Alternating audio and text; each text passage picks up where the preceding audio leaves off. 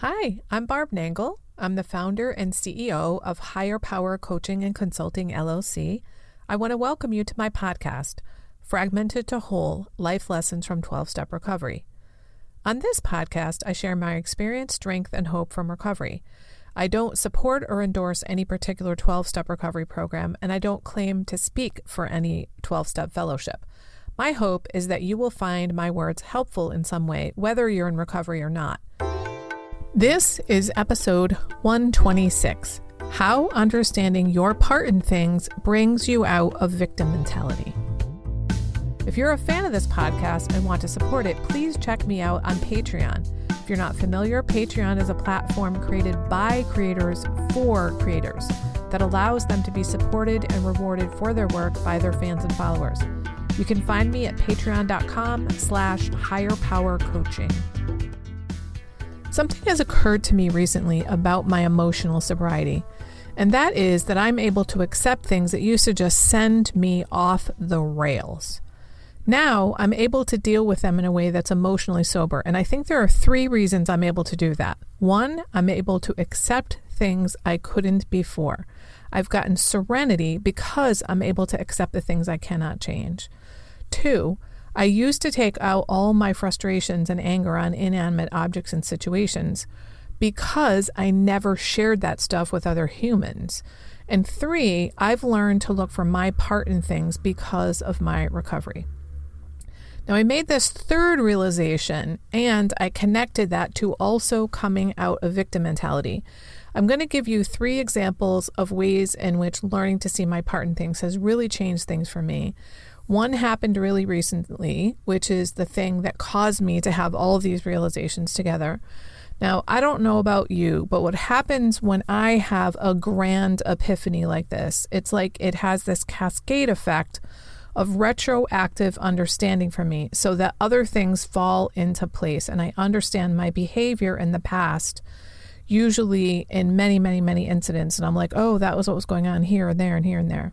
So I'm hoping that happens for you too, especially from listening to my podcast.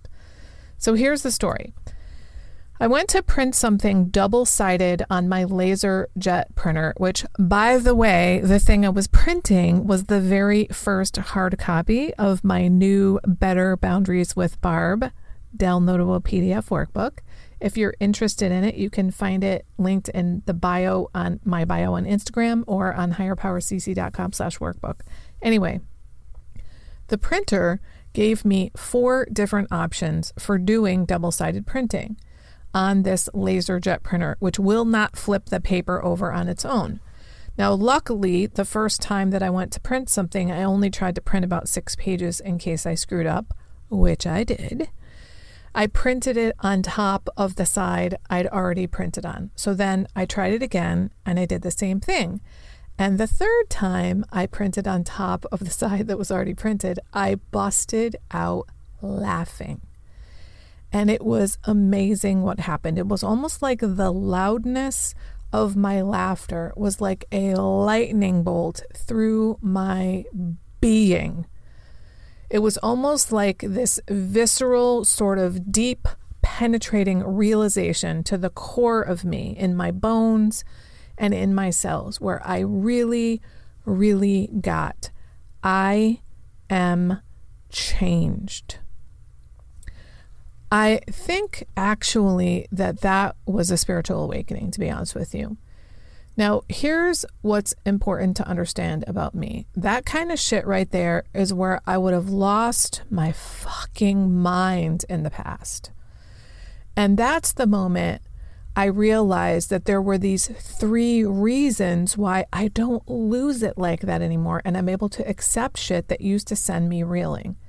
The kind of reaction where I laughed this time, I used to say things like, Jesus Christ. And it happened because I no longer have this gigantic buildup of annoyance and frustration and resentment, etc. Because I live my life really differently. And I also express those kinds of feelings as they happen. I allow them to happen rather than trying to tamp them down. And I express them to other human beings. I share with my higher power. I talk about things that bother me with my sponsor and my coaches. So I no longer have that buildup.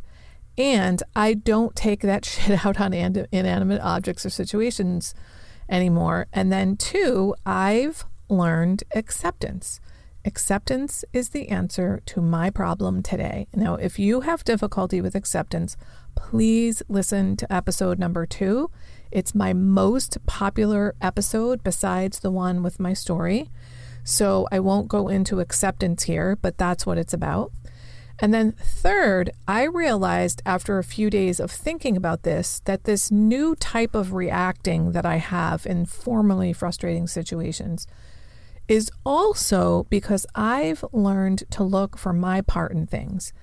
That is there something that I'm doing that is causing the issue to happen over and over and over again? Learning to look for my part in things has helped me to calm down. And instead of blaming the situation or the world or other people involved, I'm like, okay, what could I do differently now? Or what might I have been doing that's not working? And the other realization that's come from that is that this is how we start to come out of victim mentality. When we start looking for our part in things and ask, where can I make change? Where can I have an impact? It takes us out of victim mentality because victims don't feel like we can have an impact on a situation. Most people with victim mentality, perhaps all, have been victimized in some way. And speaking of that, I do have 2 other episodes on victim mentality. Number 3 is just called victim mentality. And number 106 is how to overcome victim mentality, even if you've been victimized. Anyway, if you have victim mentality, you don't feel like you can impact the situation around you or your life or the world or other people or the universe. You feel like you don't have choices.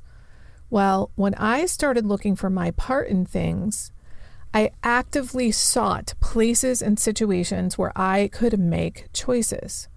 So now I'm going to share a couple of other stories about how looking for my part in things really changed these kinds of situations for me. In them, I can see the evidence of looking for my part in things. I didn't understand that that's where this change came from until this whole situation with the printer caused me to have this cascade of understanding. So one of the situations had to do with the heater in my car. The way my car works is that the car automatically circulates the air with the outside air or internally within the car, depending on whether it's set to defrost the windshield, to blow at my face, or to blow towards the floor. There's a default setting in the car. Before recovery, I would switch the default airflow setting to the way I thought it should be. What I can see now is that was me deciding I somehow know better than the manufacturers of the car how this should be. It used to piss me off every time I'd change the blower setting and the circulation setting would automatically change. Finally, one day after being in recovery for a while, I was like, how about if I just go with the flow and accept this and let the default setting stay on? Looking back, I can see that I thought I knew better than the manufacturers of the car, who probably have studied this kind of thing about how the airflow should be set. Now, the other situation where I realize now that looking for my part in things changed everything has to do with my computer. I've used a laptop as my primary computer for years, and the touchpad, which is what you use to control the mouse and the computer controls, used to drive me insane. I see now it was always so frustrating because I assumed that I was doing the exact same thing on the touchpad every time, but getting different results every time. On my touchpad, if you put your finger or multiple fingers in different locations on the pad, you access different functions. Until I had been in recovery for a couple years, every time I was using the touchpad, I assumed, without looking, that my fingers were on the same exact place on the touchpad and that the computer was the problem. And I would get so fucking frustrated. And then finally, one day, I decided to actually look down at where my fingers were on the touchpad. Lo and behold, they were way over on the right. They weren't on the bottom left like I thought they were. Now, the arrogance involved in that is unbelievable to me now. Now that I look for my part in things on a very regular basis, I realize that I was blaming the world and these inanimate objects for problems that were of my own making. So this gift of understanding my part in things and actually looking for my part in things has greatly contributed to my emotional sobriety by helping me understand that I was doing something but blaming others and the world. I have a blamer default mentality. I don't want to have that. It's not my conscious thinking, but it's my programming. And that blamer default is victim mentality. Victims blame because they truly believe they have nothing to do with the situation. That's why victim mentality is also called learned helplessness. We learn that we're helpless when we're repeatedly victimized. But know this, just because you've been victimized doesn't mean you have to hold on to that mentality. There's an incident I've talked about at least a couple of times elsewhere on this podcast, but I think it's a really good example to illustrate this blaming mentality I'm talking about. One night, I was sleeping with my sweetheart. I woke up in the middle of the night and the pillow that I sleep with between my legs was missing. And my first thought upon awakening was, that fucker stole my pillow. Now, I woke up out of subconscious sleep in blame. Like, that is how deep this pattern is for me. Now, it turned out that the pillow was on the floor on my side of the bed, and also he was sleeping. So there was no one to blame.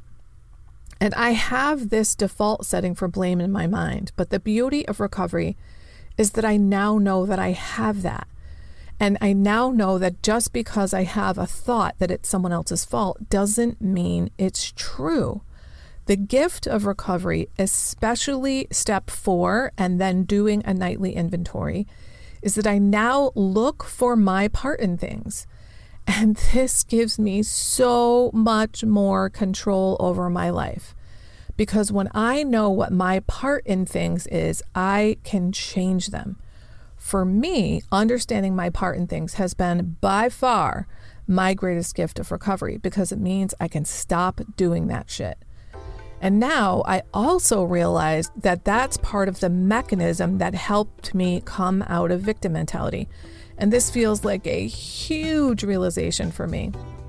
And I hope you'll use this new realization that I've had to start thinking about how looking for your part in things changes your perspective on the world.